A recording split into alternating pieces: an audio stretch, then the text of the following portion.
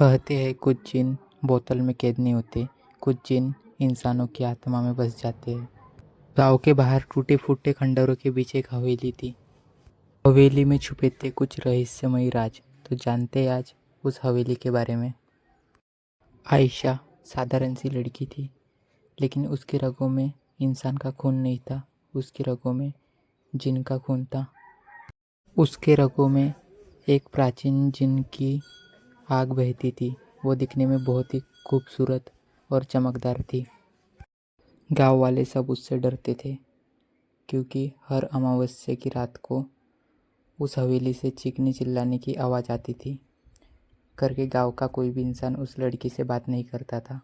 लोगों का मानना था कि वह आवाज़ आयशा की ही थी। वो चीखने चिल्लाने की आवाज़ आयशा की ही थी।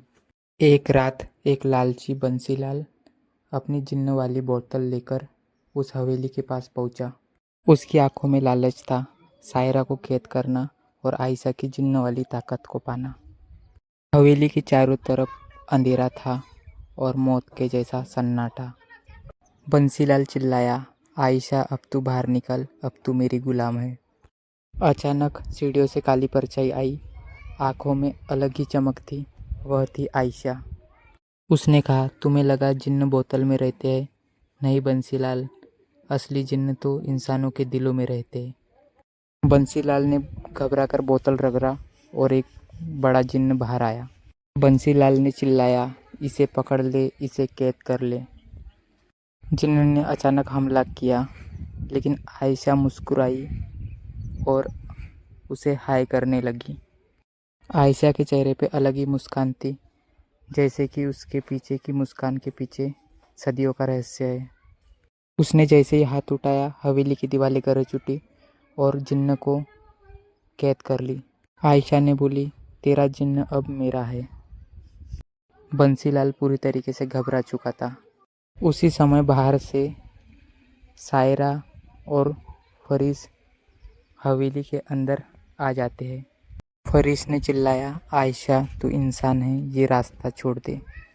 आयशा उसकी तरफ तेजी से देखी। आयशा ने जवाब दिया, फरीस मैं कभी इंसान थी ही नहीं। मैं वो शराफ हूँ जो इस हवेली से सदियों पहले बांध दिया गया था। सायरा मेरी बहन है और हम दोनों की किस्मत एक दूसरे के साथ बंधी है। सायरा की आंखों से आंसू निकल रहे थे, क्योंकि सदियों पहले एक तांत्रिक ने उन्हें यहाँ पर कैद किया था। आज दोनों आमने सामने थी। बंसीलाल ये सब देखकर पागल हो चुका था। उसने खंजर निकाली और फरीस के ऊपर झपट पड़ा। फरीस अपने आप को बचाते हुए पीछे हटते गया। उसी समय सायरा और आयशा ने दोनों ने एक साथ हाथ उठाया। हवेली गरज उठी। हवेली का फर्श फटने लगा, पूरा हवेली हलने लगा और बंसीलाल की आंखों से खून बहने लगा और देखते ही देखते वह एक बहुत बड़े खाई में समा गया। सन्नाटा फैल गया। फरीस अब खामोश खड़ा हुआ देखता ही रह गया। आयशा धीरे से बोली, फरीस तूने मुझे इंसान कहकर पुकारा, लेकिन मैं तो एक जिन्न की परछाई हूँ। फरीस ने उसका हाथ थामा और कहा, नहीं आयशा, तू इंसान रहो चाहे जिन्न हो, मैं तेरे साथ हूँ, मैं तेरा दोस्त हूँ। वह एक दूसरे को प्यार भरी नज़रों से देख रहे थे। आयशा ने कहा, फरीस तूने हमें वो भरोसा दिलाया है जो हमें हजारों सालों में यहाँ कैद रहकर नहीं मिला। वो एहसास दिलाया है तुमने मुझे। वह मुस्कुरा रहे थे, एक दूसरे को देखते हुए। वक्त बीतता है। आयशा देखते ही देखते धुएं में समा जाती है और अचानक से धुएं के साथ गायब हो जाती है। फरीस अब अकेला रह गया था, लेकिन उसकी हाथों में अभी भी आयशा का स्पर्श था।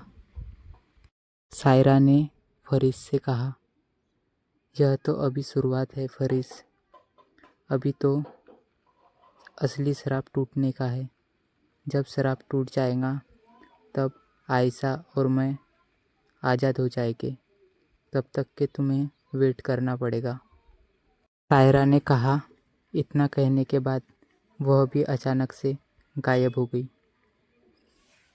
तो दोस्तों कहानी कैसा लगा ये ज़रूर बताना, और चैनल पर नए हो तो चैनल को सब्सक्राइब कर लेना, लाइक कर लेना। हम आपको बताएंगे फरीस और आयशा की कहानी। चैनल को सब्सक्राइब करें, लाइक करें और प्यारा सा एक कमेंट कर दीजिए। मिलते हैं आपको एक नए और धमाकेदार वीडियो के साथ। तब तक के लिए बाय बाय।